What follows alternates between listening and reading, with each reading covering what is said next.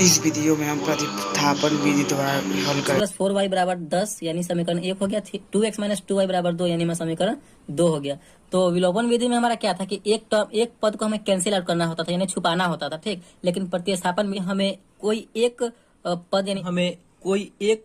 पद यानी कोई एक वेरिएबल का जो मान निकाल करके उस दूसरे वाले इक्वेशन में रखना है। जैसे कि अगर हम इस समीकरण 1 का जो है x का वैल्यू निकालते हैं तो इसी x के वैल्यू को हमें समीकरण 2 में प्रतिस्थापित करना है, वही हमारा प्रतिस्थापन विधि हुआ, ठीक। अगर आप y का निकालते हैं समीकरण 1 की मदद से तो इसी y का वैल्यू जो है जो निकाल के आएगा वही हमें समीकरण 2 में प्रतिस्थापित करना यानी रखना है, वही हमारा प्रतिस्थापन विधि हो गया। इंग्लिश में अगर हम बात करें तो इसे सब्स्टिट्यूशन मेथड हम कहते हैं। तो चलिए हम प्रतिस्थापन विधि से इस समीकरण को भी समझते हैं। तो चलिए आप जो है किसी एक का वैल्यू निकाल सकते हैं, x का या फिर y का। तो चलिए हम x का ही निकालते हैं। तो यहाँ पे हम समीकरण 1 को ले रहे हैं तो यहाँ पे हम क्या लिखेंगे, समीकरण 1 को लिए हम। समीकरण 1 क्या है हमारा, 3x plus 4y equal to 10 है। अब इसी में से हम x का वैल्यू निकाल रहे हैं तो क्या करना होगा, हमें इस टर्म को अकेला छोड़ना होगा।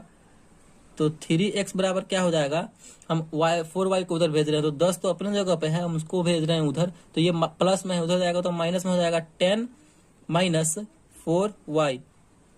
तो x का वैल्यू निकालने के लिए x को अकेला रखना होगा। तो 3 गुना में है, बराबर को उधर जाएगा तो भाग में हो जाएगा। तो हो जाएगा हमारा 10 माइनस 4y बटे में 3 आ जाएगा, ठीक। अब हमारा यहाँ पे x का वैल्यू यहाँ पे ये निकल के चला आया। अब इसी x के वैल्यू को हम समीकरण 2 में x के जगह पर पुट कर देंगे। तो हमें क्या लिखना होगा आगे, तो हमें यहाँ पे लिखना होगा समीकरण 2 में